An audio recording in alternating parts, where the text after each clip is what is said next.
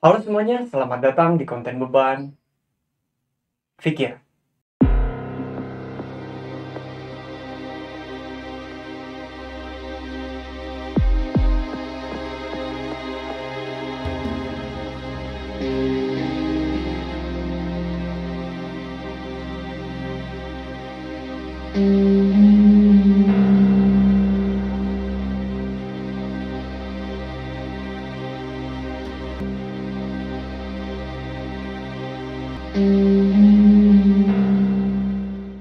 Apa yang terlintas di pikiran kalian ketika mendengar kata Eropa? Apakah bangsanya yang modern? Atau misalnya kiblat dari segala fashion? Atau mungkin pusat dari segala teknologi? Tapi tahu nggak sih kalian kalau misalnya bangsa Eropa ini tuh pernah mengalami apa yang namanya abad kegelapan? Bang, emang apa sih abad kegelapan Eropa itu? Abad kegelapan Eropa ini tuh bisa dibilang sebagai abad yang paling kelam lah dalam sejarah Eropa, di mana masyarakatnya itu emang benar-benar dilarang berpikir oleh para penguasa, mengakibatkan kebodohan terjadi di mana-mana. Emang kenapa bang ini bisa terjadi? Hal ini tuh bisa terjadi ya karena dominasi atau power yang begitu besar gitu dari yang saat itu berkuasa. Nah, ini tuh terjadi sekitar abad ke-5 hingga abad ke-16. Berlangsung sekitar 1100 tahun lah. Ya, bisa kalian bayangin lah, maksudnya di balik bangsa Eropa yang maju gitu menjadi pusat dari segalanya, ternyata mereka itu pernah mengalami kebodohan selama 1100 tahun. Abad kegelapan Eropa ini tuh dimulai ketika runtuhnya Romawi Barat sampai berakhir ketika abad Renaissance atau bisa dibilang abad pencerahan. Tapi di sini gue nggak akan bahas dulu bagaimana runtuhnya Romawi Barat atau misalnya ngebahas tentang abad Renaissance ini. Gue akan fokus dulu ngebahas tentang abad kegelapan, bagaimana dominasi gereja Katolik Roma pada saat itu. Tapi sebelum itu gue mau disclaimer dulu nih guys. Gue agak bermaksud untuk menyudutkan agama tertentu. Ya, sebenarnya semua agama tuh mengajarkan kebaikan, apapun itu agamanya. Gue di sini hanya bercerita berdasarkan fakta sejarah. Ya, supaya kita semua sama-sama tahu lah ya guys. Maksudnya, ada loh di masa lalu kejadian yang sangat kelam. Nih guys, gue ceritain dulu nih ya, kondisi masyarakat sebelum abad kegelapan ini dimulai.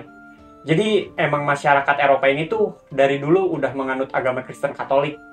Dan ketika periode abad kegelapan ini dimulai, dengan runtuhnya Romawi Barat yang tadi udah kita sebutin, nah disitulah terjadi kekosongan kekuasaan di Eropa. Nah, di sisi lain, gereja Katolik yang berpusat di Roma, mereka tuh nggak ikut-ikutan runtuh seperti kerajaan Romawi Barat. Jadi begitu terjadi kekosongan kekuasaan, ya masyarakat mempercayakan kepemimpinan bangsanya kepada gereja Katolik ini. Gak berselang lama, muncullah kerajaan-kerajaan di berbagai wilayah di Eropa, seperti Anglo-Saxon yang sekarang menjadi wilayah Inggris, terus ada bangsa Franka yang sekarang menjadi wilayah Prancis, dan ada Visigoth di Spanyol, dan yang terakhir ada Romawi Suci di Jerman. Karena pada awalnya masyarakat udah dimasuki doktrin Katolik ketika tadi kekosongan kekuasaan, nah begitu kerajaan ini muncul, gereja Katolik itu dengan mudah masuk ke dalam kerajaan-kerajaan. Bahkan mereka itu mengirim perwakilan petinggi gereja untuk menjadi penasihat kerajaan. Nah, di sisi lain juga pihak kerajaan ini sangat welcome dengan kedatangan pihak gereja. Ya, secara kan maksudnya mereka juga butuh agama untuk memperkuat citra politiknya. Jadi sama-sama menguntungkan lah. Di pihak gereja Katolik mendapatkan ruang untuk memperluas doktrin-doktrinnya, terus di pihak kerajaan pun mendapatkan senjata gitu untuk memperluas kekuasaannya. Ya, mirip-mirip kayak konsep pemilu di Zimbabwe lah ya. Faktor utama penyebab masyarakat menjadi sangat dikontrol oleh para penguasa adalah karena adanya sistem feodalisme ini. Yang awalnya sebelum abad kegelapan Eropa ini tuh mereka menggantungkan ekonominya dengan cara berdagang di Laut Mediterania. Nah, karena adanya sistem ini, yang mana para penguasa ini tuh memberikan tanahnya kepada masyarakat untuk mereka kelola. Ya, masyarakat jadi seneng lah gitu. Maksudnya secara dapat tanah gratis gitu kan. Jadi mereka nggak perlu lagi untuk pergi ke laut, jauh-jauh pergi ke laut untuk berdagang. Mereka ya hanya perlu bertani untuk memenuhi kebutuhan ekonominya. Nah, ini nih liciknya para penguasa pada saat itu tuh. Jadi mereka nggak secara cuma-cuma gitu ngasih tanahnya kepada masyarakat. Ada maksud tersembunyi lah, ada udang di balik batu. Jadi kurang lebihnya mereka bilang kayak gini nih pada waktu itu. Lu kelola tanah gua, tapi ya ada harga gitu yang harus dibayar. Bukan berupa uang, tapi berupa kesetiaan. Jadi lu harus taat misalnya, lu harus tunduk ke gua. Kurang lebihnya ya kayak gitulah. Jadi ketika masyarakat harus tunduk dan taat kepada penguasa, nah si penguasa ini juga ketika membuat sebuah kebijakan atau misalnya membuat sebuah keputusan, mereka tuh harus atas dasar persetujuan dari gereja Katolik. Nah ini nih maksud gua yang menyebabkan dominasi gereja Katolik ini tuh begitu powerful gitu.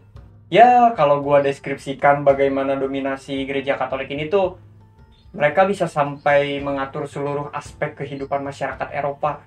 Dari mulai sosialnya, ekonomi, agama, bahkan hingga politik sekalipun. Nih guys, begitu kuatnya dominasi dari gereja Katolik ini tuh, walaupun emang kan secara geografis wilayah Eropa itu terbagi kekuasaannya atas raja-raja yang tadi gue sebutin. Tapi gereja ini tuh mampu gitu untuk menyatukan semuanya. Jadi mereka tuh mampu mengontrol semua kerajaan-kerajaan yang ada di Eropa. Jadi apapun yang bertentangan dengan gereja Katolik ini tuh akan dianggap sesat oleh mereka. Bahkan ya, saking niatnya mereka, pihak gereja ini tuh membuat sebuah sistem peradilan khusus untuk orang-orang yang bertentangan dengan mereka. Dan yang paling banyak bertentangan dengan mereka itu tuh adalah seorang ilmuwan dan filsuf. Banyak ilmuwan yang ditentang oleh gereja pada saat itu. Mereka tuh dianggap sebagai pengusung ajaran yang sesat. Bahkan ya, nggak sedikit juga para ilmuwan dan filsuf ini yang dihukum mati. Contohnya adalah Nikolaus Kopernikus. Dia mengembangkan teori yang namanya heliocentrisme, yang mana ini tuh sangat bertentangan dengan konsep yang dipercaya oleh gereja pada waktu itu. Terus ada juga René Descartes, di mana dia itu memperkenalkan sebuah gagasan bahwa kebenaran itu harus ditemukan melalui ya penyelidikan ilmiah atau metode ilmiah. Jadi ilmuwan dan filsuf yang bertentangan dengan mereka ini tuh bakalan dihabisin oleh pihak gereja Katolik tadi. Nah, tapi bukannya mereka berhenti, para ilmuwan dan filsuf ini tuh malah makin bersuara. Jadi mereka tuh malah makin berani untuk menyuarakan perbedaan tersebut. Nah, gua kasih contoh lagi nih ya. Ada seorang ilmuwan terkenal lah yang disebut sebagai bapak ilmu pengetahuan, yaitu Galileo Galilei. Dia itu secara terang-terangan setuju dengan konsep yang dikembangkan oleh Kopernikus tadi. Karena hal ini pihak gereja tuh malah makin panik. Ya secara pada waktu itu emang Galileo ini tuh punya punya pengaruh yang besar gitu di masyarakat. Terus pihak gereja dan kerajaan ini tuh menekan Galileo supaya dia tuh kalau zaman sekarang tuh bahasanya klarifikasi lah. Supaya dia tuh mengatakan kepada masyarakat bahwa apa yang dia katakan tuh adalah sebuah kesalahan. Nah, tapi si Galileo ini tuh malah menolak dan tetap dengan pendiriannya. Alhasil ya dia pun dipenjara seumur hidup. Terus ada lagi nih ilmuwan yang bernama Giordano Bruno. Dia juga sama kayak Galileo Galilei kasusnya.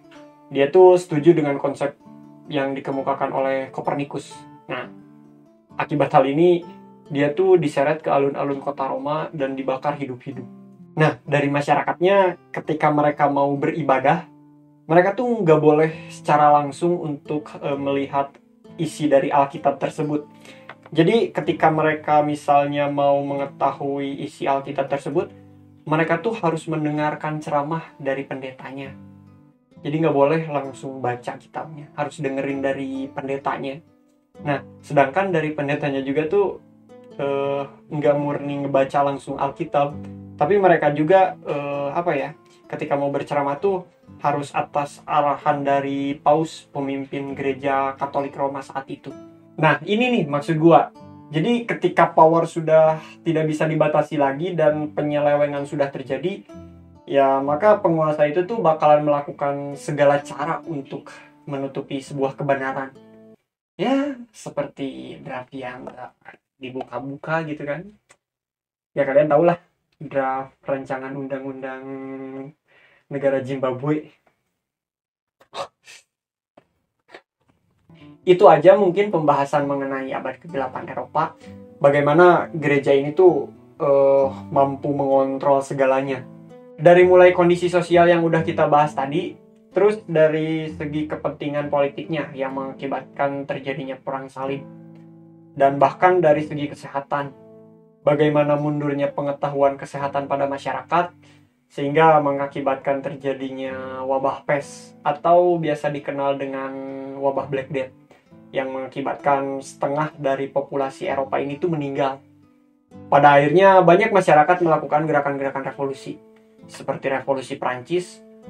Terus banyak munculnya monarki-monarki di Eropa dan bahkan ya dalam segi agama pun banyak pertentangan sehingga menyebabkan terjadinya reformasi kekristenan yang disebut dengan Protestan. Oke, gimana konten kali ini? Coba kalian komen di bawah untuk next konten kita mau bahas apa lagi. Jangan lupa juga untuk share, like, and subscribe, and see you.